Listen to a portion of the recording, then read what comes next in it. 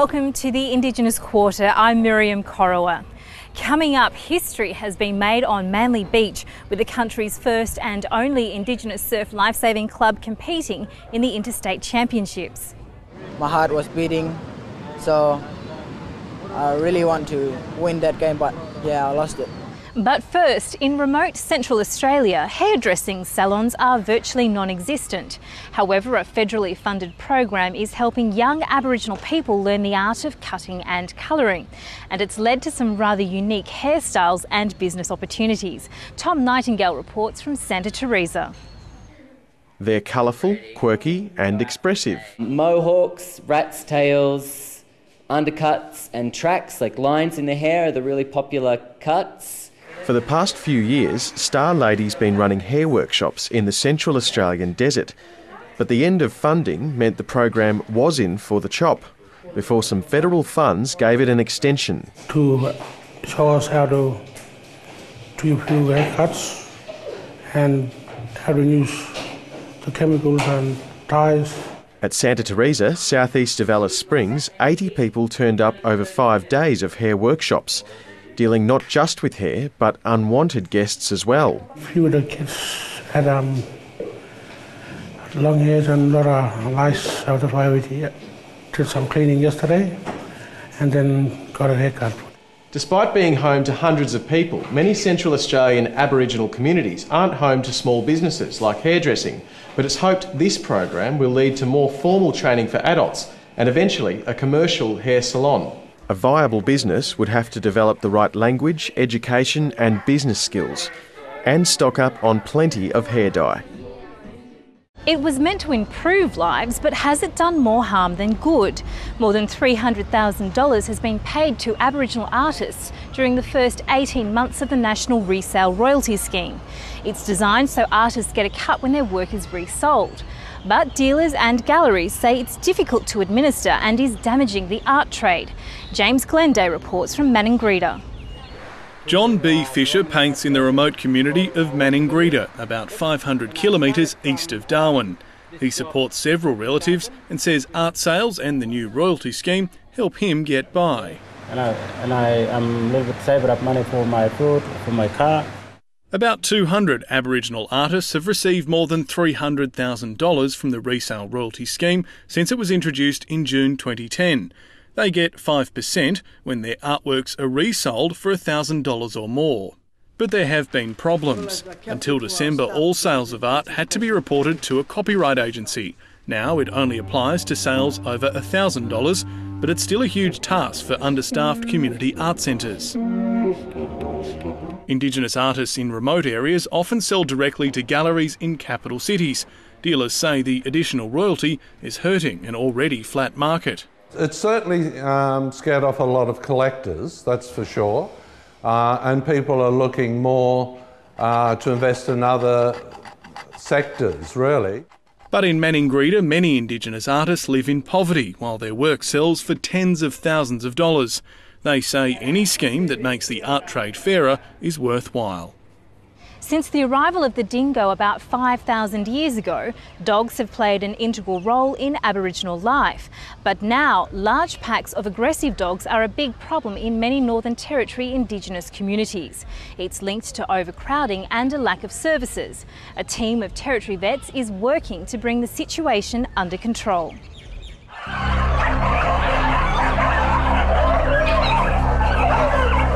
Dogs in Indigenous communities are pretty much out of control because there's overpopulations. When you have a look at the conditions that some dogs are kept in, these things just wouldn't be allowed to happen in what you might consider mainstream Australia. In Darwin's largest town camp, the Bagot community, work is underway to get the dog population under control. Veterinary surgeon Dr Stephen Cutter is giving the dogs bread laced with medicine to help kill parasites.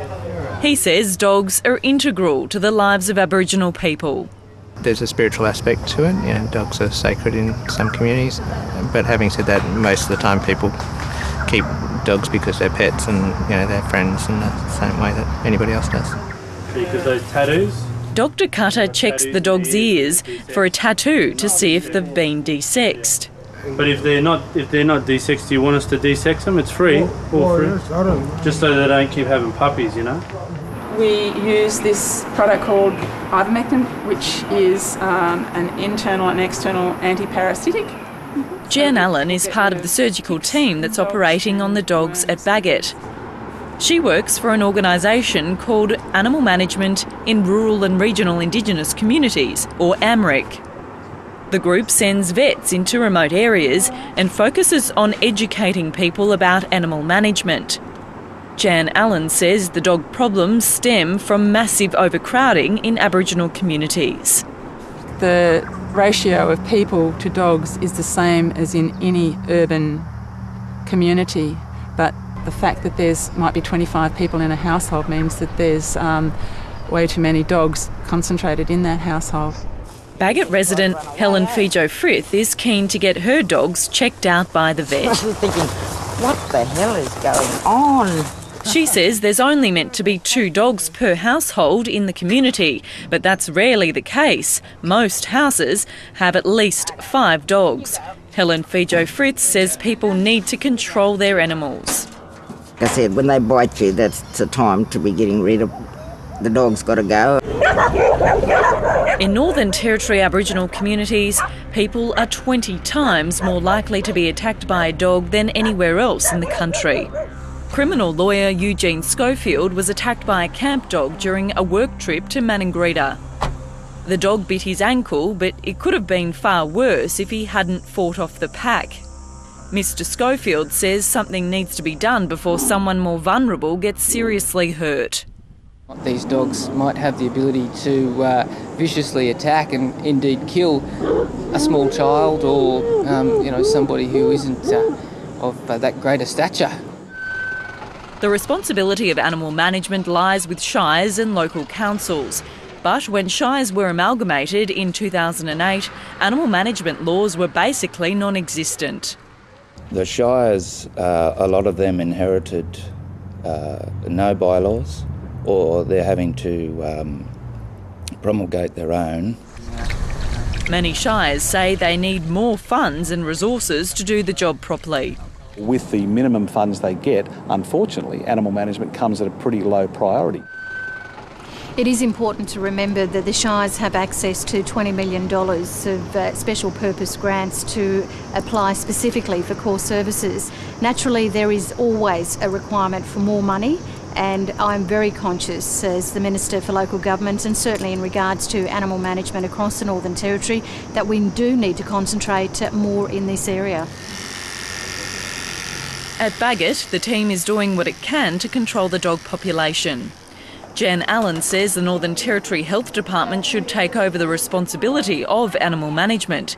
She says human health is at risk, and the situation is only going to get worse if action isn't taken. Rabies, for example, is just across the border over in Indonesia, and it's spread to Bali this year. If we don't get the dogs under control, it's not an if, it's a when.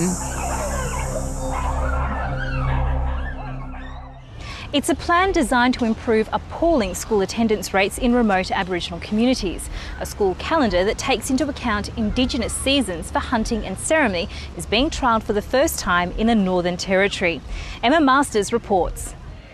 As the rest of the nation, school-aged children enjoy holidays, students in a tiny Arnhem Land community are marching to class. The early start at Gunbalanya, about 300 kilometres east of Darwin, is part of a trial to improve school attendance. In the dry, there's a lot of ceremony business happening, there's a lot of hunting, there's a lot of camping, and so there's a lot of movement. But in the top-end wet season, the roads get cut and the kids are trapped. In the beginning of the wet, we do capture a lot of students in the community because we're all surrounded by water and there's no way out.